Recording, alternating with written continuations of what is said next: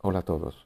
Estos días estamos todos muy preocupados, obviamente, por lo que está ocurriendo en Ucrania con la invasión rusa y también de forma derivada con las consecuencias que esto está teniendo sobre los mercados energéticos y muy particularmente en el ámbito de los mercados de gas.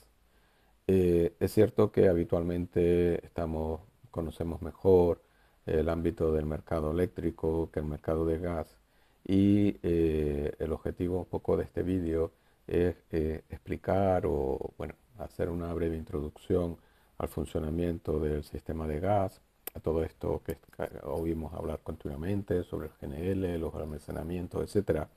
Y esto también trae colación por la propuesta que ayer martes presentó la Comisión Europea, que es una propuesta de comunicación que presentará mañana jueves al Consejo y también, evidentemente, es una comunicación al Consejo y al Parlamento Europeo, y en la que aborda distintos aspectos relativos a cuáles son las medidas que se pueden ir tomando, que deben de irse tomando, algunas de ellas con bastante urgencia, para afrontar la crisis energética en suma en la que estamos incursos. De esto hablaré al final del vídeo, pero voy a comenzar, como decía, describiendo brevemente cuál es el funcionamiento del sistema y de las distintas partes del sistema de una forma lo más pedagógica, lo más didáctica posible. Bueno, obviamente, mientras que el sistema eléctrico, la electricidad la producimos en todos los países de forma interior y solamente una pequeña parte transita entre países, en el sistema, en el gas, obviamente, salvo que seas un productor, salvo que tengas el recurso natural, obviamente el gas hay que traerlo de los países productores hacia los países consumidores. Y ese transporte se produce de dos formas alternativas.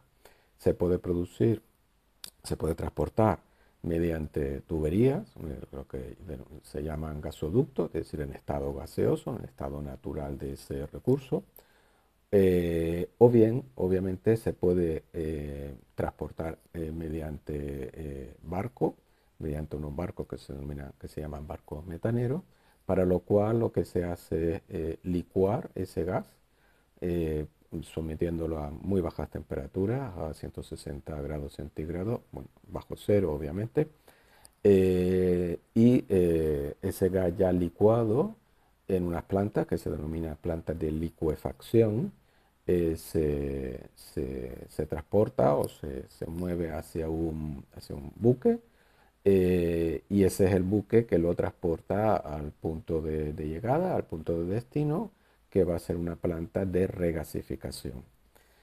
¿Por qué se pasa a estado líquido? Pues por una muy sencilla razón, y es que la capacidad de transporte de gas en estado líquido en un buque es aproximadamente 600 veces superior a la que tendría si ese gas se transportase en su estado natural, en estado gaseoso. Pues bueno, cuando llega ese buque al puerto, como decía, lo que hace es someterse posteriormente, obviamente, a un proceso de transformación de nuevo desde el estado líquido al estado gaseoso.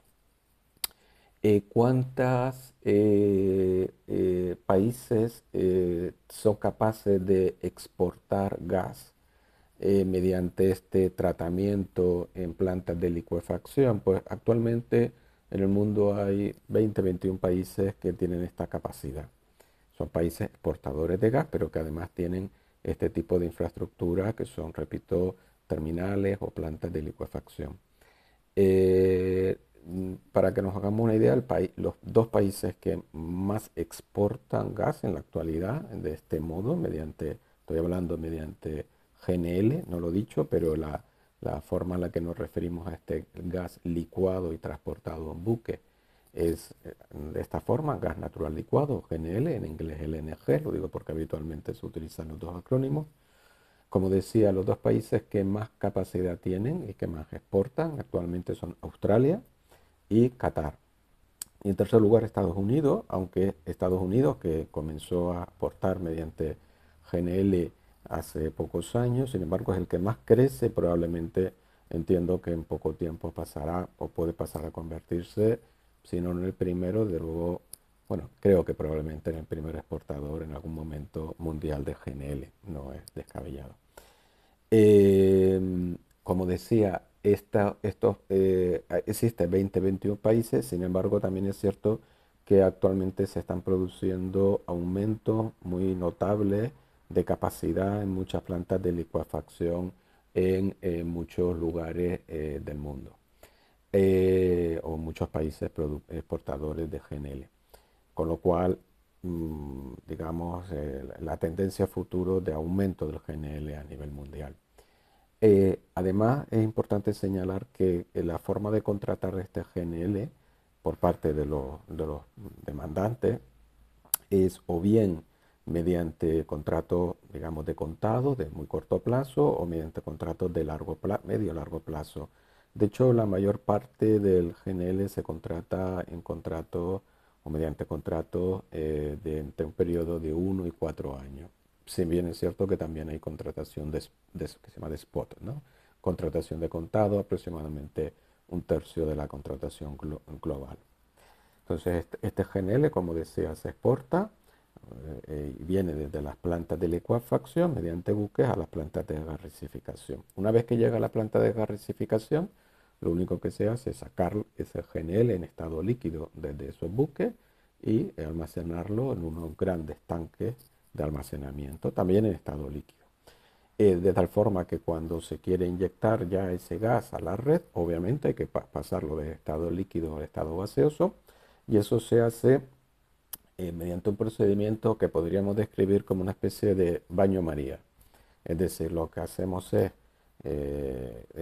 calentar ese gas para pasarlo, repito, del estado líquido a gaseoso y lo calentamos entre comillas y lo sacamos de esa temperatura tan baja como recordar que las instalaciones de regasificación están en puertos, luego están al lado del mar, porque ahí es donde llega el buque. Luego lo que utilizamos es el agua del mar. ¿Vale? Lo que hacemos es como si dijésemos pasar el gas en estado líquido por una tubería, una especie de serpentín, y lo que se hace es pues directamente dejar caer sobre esas tuberías agua de mar y de esa forma lo que hacemos es elevar la temperatura. Agua de mar en muchas cantidades, como una especie de cortina, una especie de cascada de agua de mar. ¿De acuerdo? De esa forma ya tenemos el gas y lo que hacemos es, bueno, realmente se transforma un poquito, se odoriza, ¿no? Porque recordamos que el gas natural se le introduce un olor artificial por motivos de seguridad, pues si no sería, no tendría olor. Y como digo, se odoriza y se introduce ya a una determinada presión en la red de transporte y de ahí llega a los consumidores, bien sean plantas eléctricas, ciclos combinados o bien sea consumidores finales, empresas, hogares, etcétera. ¿De acuerdo? ¿Cuántas plantas de regasificación existen? Bien, en España existen 6 plantas de regasificación. En realidad hay 7, pero la séptima nunca llegó a entrar, nunca llegó a estar en operación. Está en Musel, en Gijón, en el puerto de Musel. Pero repito, siempre decimos que hay 6 porque realmente esta séptima nunca entró, nunca ha sido operativa. Está como, digamos, una especie de estado de hibernación por diversas razones.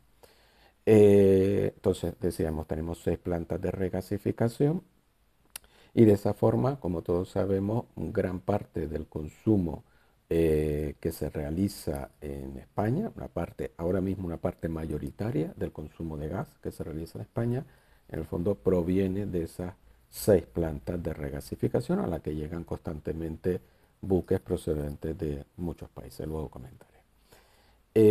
España, como lo habréis visto en prensa estos días, es una situación, la situación de España es muy extraordinaria en el conjunto europeo, casi me atrevería a decir que a nivel mundial, ¿no? En el sentido de que España, en el ámbito de la Unión Europea, es con diferencia el país con más plantas de regasificación, como decía, 6, pero claro, las plantas dar el número de plantas a veces es un poco confuso, puede dar lugar a errores, porque muchas veces las plantas de regasificación tienen tamaños muy distintos entre sí. No es lo mismo una planta media en España, que suelen ser de tamaño, que son de tamaño elevado, tamaño grande, que una planta a lo mejor de regasificación en una pequeña isla, que también existen para dar servicios a una isla pues, bueno, determinada, ¿no? Por eso medimos el tamaño de las plantas a través del tamaño de los tanques de almacenamiento, que es al final el que indica la capacidad de regasificar al final que tiene esa planta, ¿no? Entonces, habréis visto que España, porque ha salido en noticias, en prensa sobre esta cuestión, digamos, representa o la capacidad de almacenamiento de los tanques en España representa aproximadamente un 40% de la capacidad total en la Unión Europea, 27. Si le sumamos al Reino Unido, estaría en el 33%. ¿De acuerdo? Por tanto, en cualquier caso, un volumen total. Cuidado, ahora comentaré, esto no es la capacidad de almacenamiento de gas, es la capacidad de almacenamiento en las plantas de regasificación, que es realmente poco el gas que se almacena en la planta de regasificación frente a otro tipo de almacenamiento al que luego me referiré, ¿vale? Para no confundir las dos cosas.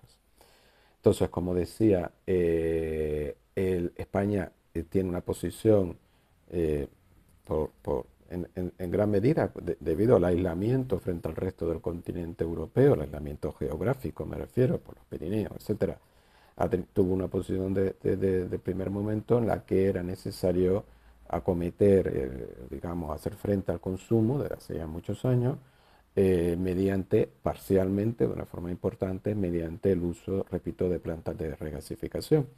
De hecho, España es uno de los principales países consumidores de, em, de GNL a nivel mundial. Se sitúa exactamente por detrás de los grandes consumidores asiáticos, es decir, de Japón, China, Taiwán, India y Corea del Sur. A continuación ya viene, repito, España. Como decía, el tema del almacenamiento, que ahora comentaré porque es un aspecto que ahora está en primera línea, no se hace realmente a través de las plantas de regasificación, aunque obviamente hay un importante gas almacenado en esos tanques en forma líquida. En el caso de España particularmente, sino a nivel global, se hace a través de almacenamientos subterráneos. En el mundo existen más de 600 almacenamientos subterráneos de gas de naturaleza variada, pero básicamente de tres tipos, ¿no? El gas al final se almacena en explotaciones en las que previamente se había extraído gas y que ya se ha agotado y por tanto ahora, digamos, por decirlo de alguna forma, ese hueco se rellena o se utiliza para utilizarlo como un almacén. También se utilizan acuíferos subterráneos con determinadas propiedades geológicas. Evidentemente no cualquier acuífero nos sirve. Y también se utiliza otro tipo de cavidades fundamentalmente a través de minas de sal por las propiedades de aislamiento que esto tiene para, bueno, pues garantizar que cuando se inyecta gas, el gas no se filtra, no se nos filtra por el terreno, ¿no? Entonces, en España existen 4 almacenamientos operativos ya desde hace bastantes años. Uno está en el norte, que es Cerrablo, en la provincia de Huesca, bueno, al lado de Jaca. Otro está en el mar, muy cerca bueno, en el País Vasco, en la provincia de Vizcaya, pero muy cerca de la costa, unos 8 kilómetros de la costa. Era también un antiguo almacenamiento perdón, una antigua explotación de gas, igual que la de Cerrablo. Luego hay otro en Yela, en la provincia de Guadalajara, y otro en Marismas, en la provincia de Huelva. Por tanto, tenemos 4 almacenamientos, que es una pequeña parte de la capacidad de almacenamiento que existe en realidad en el conjunto de países de la Unión Europea. ¿Vale? Para no confundirlo con la capacidad de almacenamiento, que es muy inferior, evidentemente, que viene provista a través de los tanques de almacenamiento como decía, en la refinería. ¿Vale? Iba a dar el dato, pero bueno, si no tiene más importancia. La capacidad de almacenamiento de los cuatro almacenamientos subterráneos españoles, como decía, está en torno a la capacidad operativa, ahora comento esto, la capacidad operativa está en torno a 30, bueno, una unidad de medida en la que medimos esta capacidad, y en Alemania está en torno a 220. Es decir, que la capacidad, evidentemente, en otros países europeos que disponen de cavidades, etcétera, y una demanda de gas obviamente superior a la de España, pues es mayor. ¿Vale? Como decía, la capacidad de almacenamiento operativa hace referencia a que estos almacenamientos tienen una capacidad de gas, pero no todo el gas puede ser utilizado. Siempre tiene que permanecer un gas sin utilizar, es lo que en los almacenamientos subterráneos se denomina gas colchón. En el caso de los tanques tiene otra denominación, pero la idea es la misma y la idea es muy sencilla, y es que tú no puedes extraer el 100% del gas porque necesitas tener una determinada base de gas que te otorgue una determinada presión para que cuando inyectas gas luego lo puedas extraer. ¿De acuerdo? Luego, ese gas colchón que no es extraíble, depende de las características del almacenamiento, pero puede ser un porcentaje relevante, puede ser el 30, el 40, incluso por encima del 50% de la capacidad total de ese almacenamiento. ¿De acuerdo? Entonces tenemos por un lado el gas que transita mediante buques, que mediante GNL, se almacena en estos tanques, y también hay almacenamiento, repito, mediante estas cavidades subterráneas, que de hecho es la mayor parte de la capacidad de almacenamiento operativa a nivel mundial. Y al principio comenté que obviamente el gas pues, puede transitar desde el país productor hacia el país demandante, pues directamente mediante un tubo, mediante un gasoducto. En Europa, como sabemos, esto es una fuente muy importante de llegada del gas, o un origen muy importante, a través fundamentalmente de las conexiones con el este, para entendernos con Rusia. También actualmente con algunos otros países, como Azerbaiyán, hay un nuevo gasoducto que conecta con el sur de Europa, ¿no? Con Grecia y con Italia. Pero fundamentalmente con Rusia a través de tres vías, el famoso Nord Stream 1, no el 2, que es el que no ha entrado, ni yo creo que entrará en funcionamiento en ningún momento. El Nord Stream 1 sí, obviamente ya es operativo desde hace mucho tiempo, es muy importante. Va por el mar Báltico, luego el que cruza Yamal, que cruza Bielorrusia, Polonia, y el que viene por la vía ucraniana, fundamentalmente. Luego hay también gas, que obviamente procede de Noruega, a través de gasoducto. Y luego en España nada de esto nos es relevante, eh, dado el pequeño grado de interconexión que ahora comentaré que tenemos con Francia, con el norte de Europa, por tanto, con el centro y el norte de Europa. Y como todos sabemos, en España el gasoducto que es relevante es el que viene de Argelia. Digo el que viene porque, como también sabemos, habían dos operativos hasta finales del año pasado, y uno de ellos pues ya está cerrado. Y el que sigue operativo, y de hecho está estos días ya pendiente de que finalice el aumento de capacidad, es el que cruza hasta Almería directamente, desde Argelia. En España, por tanto, siempre habitualmente el mix entre lo que venía del gasoducto, o los dos gasoductos en ese momento provenientes de Argelia, y lo que viene a través de los barcos, y por tanto el GNL, era más o menos año arriba, año abajo, pero más o menos 50-50%, ¿vale? Mitad y mitad. ¿Qué está ocurriendo? Pues claro, como se ha cerrado un gasoducto, uno de los tubos, por entendernos, que provenía de Argelia, el que atravesaba Marruecos, bueno, y por otra serie de características, pues el peso del GNL obviamente ahora ha aumentado y estará en torno al 60%. También parte del gas que viene de Argelia también viene, precisamente, sobre todo a raíz del cierre del segundo gasoducto, viene a través de barco, viene a través de GNL. Sin embargo, el peso particular del gas ruso en España es muy pequeño, bueno, muy pequeño. En el último año, desde febrero del año pasado hasta los últimos datos de febrero de este año, es decir, en un año en media móvil, Aproximadamente el 8,5% del gas total que hemos demandado, que hemos traído a España, proviene de Rusia.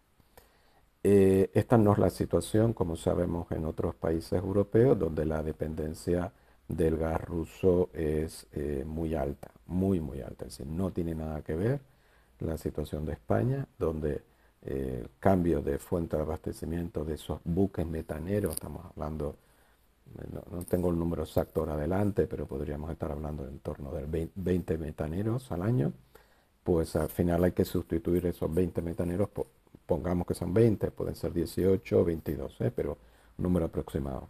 Pues hay que sustituirlo por otros barcos que provienen de otros orígenes, de eso de lo que estaríamos hablando en ese caso. ¿De acuerdo?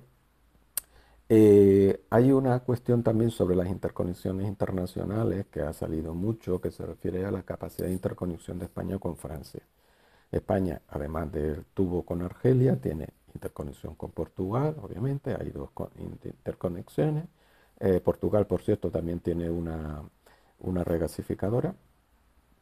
Y además tenemos dos interconexiones con Francia, que está por el lado de, bueno, País Vasco y Navarra, en Irún y Larrauz.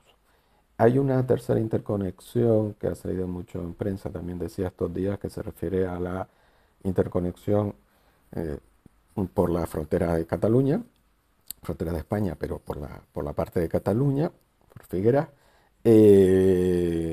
hacia Francia.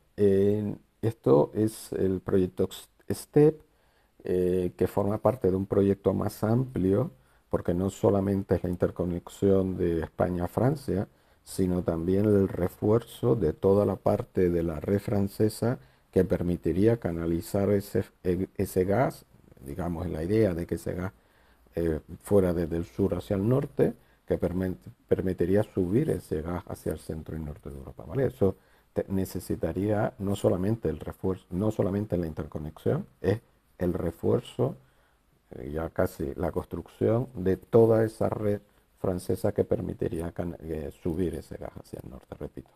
Ese proyecto, en cualquier caso, el proyecto de interconexión fue evaluado por la CNMC y la CRE. La CRE es la Agencia Reguladora de Francia de la Energía.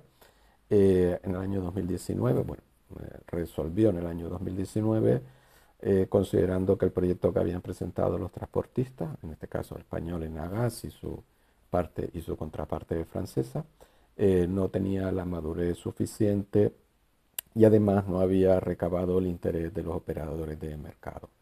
Hay que pensar que al final estos gasoductos tienen que ser utilizados por los comercializadores, que son los que compran gas para introducirlo en la red y comercializarlo.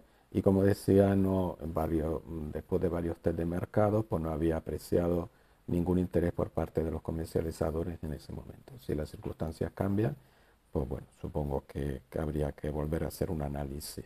Pero no se llegó ni siquiera a hacer lo que se llama, bueno, en inglés es CBCA, que es la asignación de costes entre Estados miembros. Eso es una fase posterior si se considera que el proyecto tiene interés, ¿vale? De hecho, ese proyecto estaba en la lista de proyectos de interés común europeo para potencialmente poder recibir financiación europea mediante unos planes específicos que provienen en suma del famoso plan, inicialmente el plan Juncker, y fue retirado de esa lista, digo, por las consideraciones que se están haciendo estos días. En cualquier caso, sería un proyecto, obviamente, que tendría que ser vuelto a evaluar, reconsiderado, etcétera, y construido, y el plazo de construcción, evidentemente, es largo. Bueno, con esta explicación, que bueno, ha sido un poquito más larga de lo que preveía, vamos entonces a lo que ha presentado la comisión. La comisión, como decía, presentó ayer una propuesta de comunicación al Consejo y al Parlamento que tiene un nombre, Repower EU, que básicamente lo que trata es de establecer o de proponer qué quiere hacer. Algunas o todas requerirán desarrollo normativo, pero posterior, pero qué quiere plantear a los Estados miembros para afrontar la crisis energética, la crisis de precios que estamos experimentando. Como decía, es un documento no muy largo, tiene 21 a 22 páginas, pero muy denso, con un montón de ideas que, repito, tienen que tener desarrollo normativo posterior, pero bueno, el planteamiento. En muchos ámbitos, obviamente no voy a tratar aquí todos los ámbitos, en particular no voy a entrar en las consideraciones sobre el mercado eléctrico, porque bueno, me llevaría bastante tiempo. Pero en el ámbito del gas, básicamente lo que quiere hacer es dos cosas. Primero, eh, ponerse serio con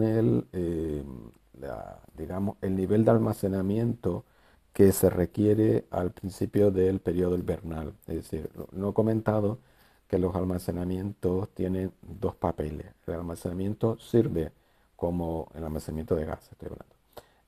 Sirve como una especie de reserva estratégica, es decir, para cualquier evento, un corte de suministro, por ejemplo, pues sabemos que si nos cortan el suministro mañana, que puede ser simplemente, imaginémonos, por no ir al caso de Rusia, imaginémonos que hay un problema en el gasoducto con Argelia, pues obviamente en el caso de España, pues caería el suministro y obviamente sabemos que tenemos ahí un gas almacenado que nos daría solución para ese evento, digamos, fortuito. Por tanto, como una reserva estratégica o por motivos más serios que ese. Y también funciona para generar o para lograr un balance, un equilibrio entre el invierno y el verano. ¿Por qué? Porque obviamente lo que hacemos en verano es almacenar.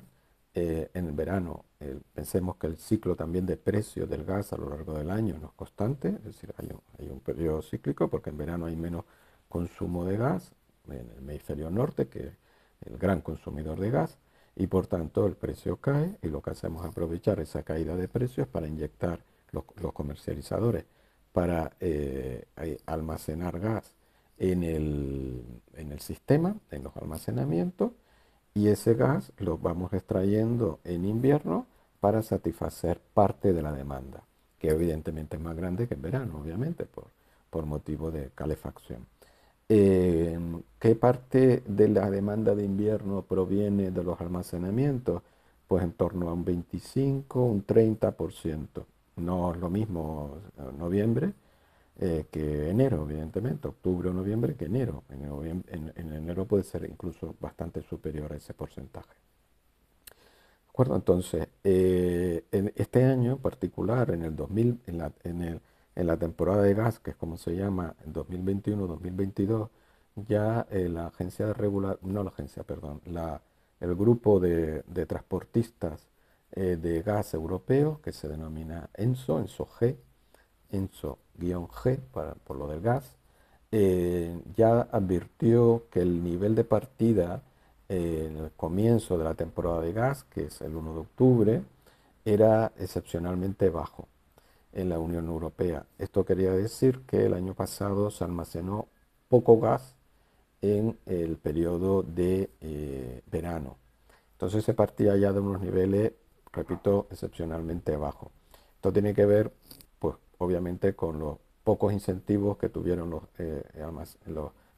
que almacenan gas para hacerlo en el periodo de verano por la situación, fundamentalmente por la situación de precios que ya se venía arrastrando en ese periodo. En cualquier caso, de hecho, Enso G utiliza todo esto porque está obligado a hacer análisis de sensibilidad sobre posibles problemas en el suministro durante la temporada de invierno. Por ejemplo, que hay una ola de frío, hay un pico de demanda, etcétera, etcétera. La Comisión Europea lo que ha planteado es que para el próximo comienzo del próximo invierno, es decir, en el 1 de octubre del 22, el almacenamiento subterráneo europeo está al 90% de la capacidad. Es decir, bueno, pues asegurarnos que no vaya a haber problemas el próximo invierno, con lo cual quiere decir que habrá que poner, dado los altísimos precios del gas actuales que todos conocemos, digamos, hay poco incentivo para almacenar, ¿vale? Porque tienes que comprarlo, ponerlo bajo tierra y luego sacarlo en un momento en que el precio puede ser otro. Con lo cual tendrán que establecerse y vigilarse bien cuáles son los incentivos para que esto realmente se lleve a cabo, porque si no, nos podemos encontrar con un problema grave de poco almacenamiento y por tanto de una debilidad desde el punto de vista de la seguridad de suministro a comienzos del próximo invierno. Esa es una de las medidas, pero la segunda y más importante, sin duda, que es complementaria a esta, y esto hace todo más difícil, es, digamos, la caída o la disminución en la pérdida de, la disminución de la relevancia de suministro del gas ruso en el conjunto del suministro europeo. Actualmente el gas ruso, gas proveniente de Rusia, fundamentalmente por gasoducto, abastece el 45% de las necesidades de gas del conjunto de la Unión Europea 27. El segundo suministrador, porque lo sepamos, Noruega. ¿Vale? Luego ya otra serie de países, Argelia, evidentemente, y otra serie de países, Qatar, etc. Entonces, claro, transformar ese 45% y reducirlo de forma muy significativa es complejo, muy complejo. Y sobre todo es complejo con altísima heterogeneidad entre países. Es decir, como dije anteriormente, en el caso de España es abordable, no digo de que sea inmediato, pero es un proceso abordable, como acaba de anunciar eh, ayer noche Reino Unido, porque está en una situación parecida desde el punto de vista de la dependencia del gas ruso a la de España, vía GNL y con unos porcentajes más o menos similares.